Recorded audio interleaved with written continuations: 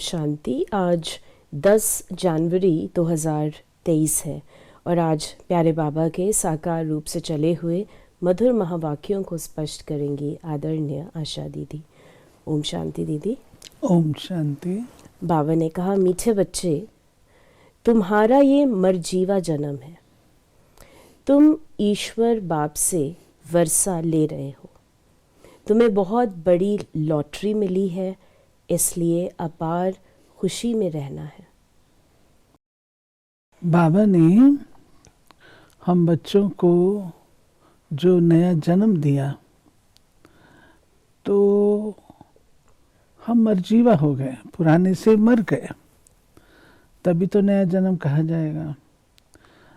तो बाबा का अभिप्राय है कि जब आपको नया जन्म मिला तो आपको सब नए जन्म के तौर तरीके, नए जन्म के संस्कार, नए जन्म की बातें, नए जन्म के रिश्ते, नए जन्म के सब कुछ उसमें आपको रहना चाहिए, उसमें विचरण कर नए संसार में रहना चाहिए। बच्चा जन्म लेता है तो पुराने जन्म में थोड़ी जाता है, नए में रहता है ना। ऐसे ही ये जीते जी ज्ञान युक्त स्थिति है कि हम पुराने तौर तरीके, पुराने उसको टच ना करें और हम नए में रहें। जो बाबा सिखा रहा है, जो बाबा पालना दे रहा है, उसमें हम रहें। तो बाबा ने कहा ये आपको एक लॉटरी मिली है। और सही बात है कि एकदम नया इतना मिल जाना, इतनी खुशी अपार मिल जाना, शिव बाबा का मिल जाना और इतने अच्छे दैवी परिवार का मिलना, ये कोई कम बात नहीं है। प्रश्न है, अपने आप को कौन सी समझानी दो तो चिंता समाप्त हो जाएगी, गुस्सा चला जाएगा। हम ईश्वर की संतान हैं, हमें तो बाप समान मीठा बनना है। जैसे बाबा मीठे रूप से समझानी देते, गुस्सा नहीं करते, ऐसे हमें भी आपस में मीठा रहना है, लून पानी नहीं होना है। क्योंकि जानते हैं जो सेकंड पास हुआ वो ड्रामा में पाठ था, चिंता किस बात की करें। ऐसे ऐसे अपने आप को समझाओ तो चिंता ख़त्म हो जाएगी, गुस्सा भाग जाएगा। बाबा ने कहा कि जब तुम मेरे बच्चे हो, मेरी संतान हो, तो तुम्हारा पिता क्रोध का सागर तो नहीं है, तुम्हारा पिता गुस्से वाला तो नहीं है। तुम्हारा पिता कौन है? मधुरता का सागर है, प्रेम का सागर है।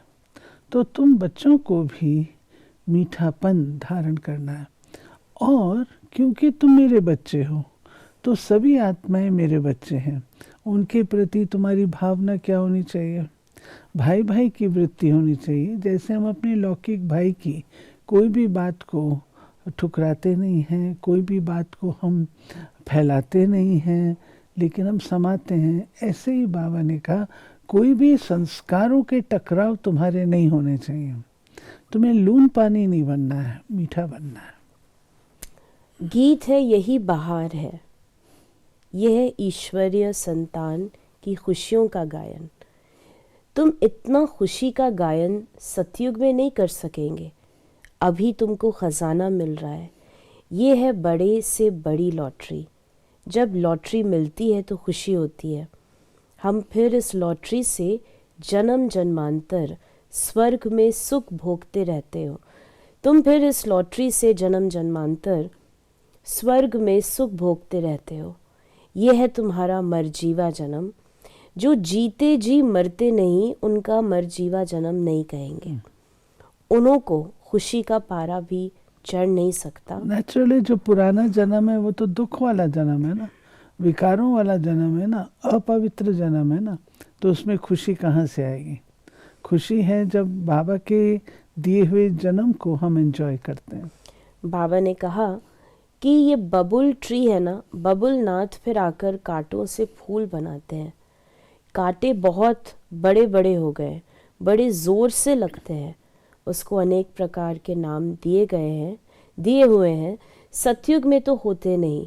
बाप कहते हैं ये है कांटों की दुनिया, एक दो को दुख देते रहते हैं। घर में बच्चे भी ऐसे कपूत निकल पड़ते हैं जो बात मत पूछो। बाबा का एक नाम है बबुलनाथ। बबुलनाथ क्यों कहा गया? बबुलनाथ इसलिए कहा गया कि बबुल के जो कांटे होते हैं वो बहुत ही नुकीले और बहुत ज़्यादा कड़े होते हैं, और वो चुभते हैं तो खून भी निकल आता है। तो बाबा ने कहा कि बबुल के कांटे जैसी दुनिया हो गई थी, ऐसी मनुष्यात्मा हो गई थी, जिनको आकर के बाबा फिर परिवर्तित करते हैं। बाबा ने कहा कि शिव का चित्र भी बहुत अच्छा है, परंतु बहुत लोग ऐसे हैं जो मानेंगे नहीं कि शिव कोई ऐसा ज्योति बिंदु है, क्योंकि वो तो आत्मा सो परमात्मा कह देते हैं। आत्मा अति सूक्ष्म है जो भ्रुकुटी के बीच में बैठी है, फिर परमात्मा इतना बड़ा आकार वाला कैसे हो सकता है?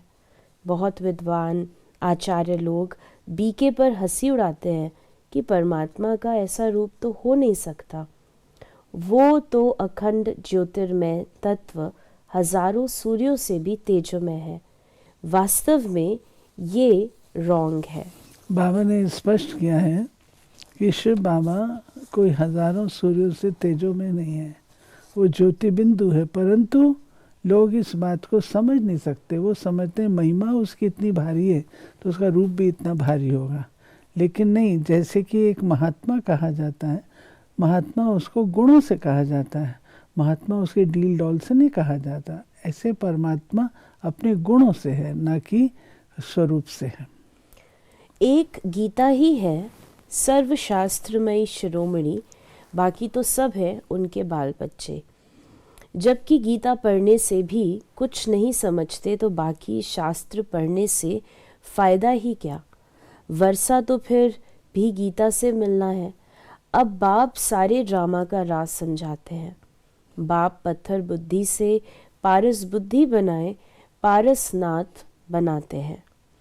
अब तो सब पत्थर बुद्धि पत्थर नाथ है, परंतु वो अपने को बड़े बड़े टाइटल्स देकर अपने को पारस बुद्धि समझ बैठे हैं। बाप समझाते हैं मेरी महिमा सबसे न्यारी है, मैं ज्ञान का सागर, आनंद का सागर, सुख का सागर हूँ। ऐसी महिमा तुम देवताओं की नहीं कर सकते। फिर बाबा की महिमा और देवताओं की महिमा में अंतर है। देवताओं के गुणों का वर्णन करेंगे, बाबा के गुणों की महिमा में सागर का वर्णन करेंगे। बाबा ने कहा कि तो ये तो हो गया सबसे बड़ा तीर्थ स्थान। बाप सबकी सदगति करते हैं, ये कोई मनुष्य नहीं जानते। उन्हों को न जानना ही ड्रामा में नूंद है। तब तो बाप कहते हैं कि हे बच्चे, तुम कुछ नहीं जानते थे, मैं ही तुमको रचता और रचना अथवा मनुष्य सृष्टि के आदि मध्य अंत का सारा भेद समझाता हूँ, जिसको ऋषि मुनि भी बेअंत बेअंत कहकर गए हैं। ये थोड़ी समझते हैं कि सारी दुनिया के 5 विकार बड़े भारी दुश्मन हैं। जिस रावण को भारतवासी वर्ष वर्ष जलाते ही आते हैं, उसको जानते कोई नहीं, क्योंकि वो न जिस्मानी है न रूहानी है, विकारों का तो कोई रूप ही नहीं है। फिर बाबा ने हम बच्चों को कहा कि विकार की स्टेज भी उत्तम मध्यम कनिष्ठ होते हैं। काम में काम का नशा एकदम तमो प्रधान हो जाता है, कोई को रजो नशा, कोई को सतो नशा रहता है, कोई तो बाल ब्रह्मचारी भी रहते हैं। तो बाबा ने काम के नशे को भी सतो नशा बाबा का कहने का अभिप्राय हमको समझना है, बाकी काम सतो कैसे हो सकता है कि हल्का नशा थोड़ा, मतलब जैसे ग्रेड्स वर्णन करते हैं ऐसे बाबा ने वर्णन किया। यह है ईश्वरीय कुटुंब। ईश्वर के साथ हम रहते हैं कल्प में एक बार बस, फिर दैवी घराने में तो बहुत जन्म रहेंगे। ये एक जन्म ही दुर्लभ है। ये ईश्वरीय कुल है उत्तम से उत्तम। ब्राह्मण कुल सबसे ऊंची चोटी है। नीच ते नीच कुल से हम ऊंच ब्राह्मण कुल के हो गए। शिव बाबा जब ब्रह्मा को रचे तब तो ब्राह्मण रचे।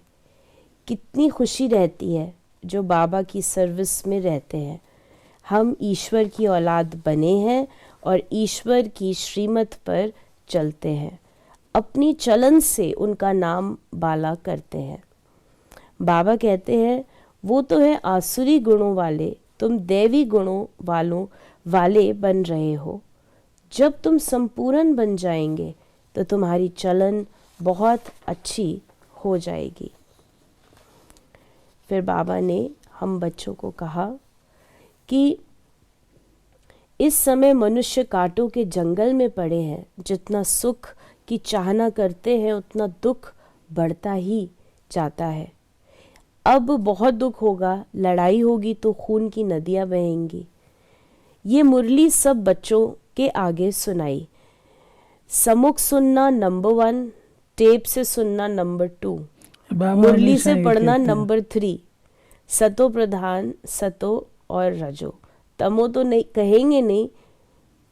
वैसे बाबा ने हम बच्चों को बताया। फिर आज बाबा ने हमें वरदान दिया, रूहानियत की शक्ति द्वारा दूर रहने वाली आत्माओं को समीपता का अनुभव कराने वाले मास्टर सर्वशक्तिवान भव।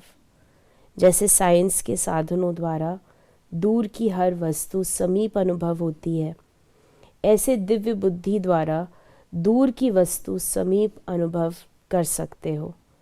जैसे साथ रहने वाली आत्माओं को स्पष्ट देखते, बोलते, सहयोग देते और लेते हो, ऐसे रूहानियत की शक्ति द्वारा दूर रहने वाली आत्माओं को समीपता का अनुभव करा सकते हो।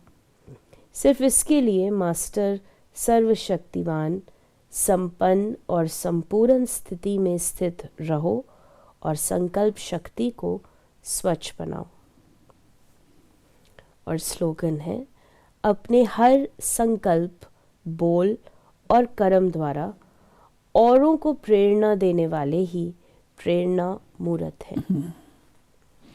बाबा ने जो वरदान दिया है, ये हमारा वर्तमान समय यही रोल, पाठ, अभ्यास होना चाहिए कि दूर बैठी भी कैसी भी आत्मा है उसको हम बाबा का मैसेज कहो या कम्युनिकेशन कहो, हम कैसे पहुंचाएं।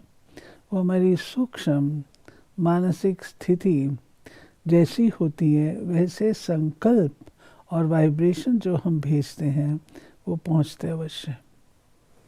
तो ये थे बाबा के आज के मधुर महावाक्यों का स्पष्टीकरण। यदि आपके मन में कोई सवाल है तो मैसेज या व्हाट्सएप करें 8826599309 पर। ओम शांति।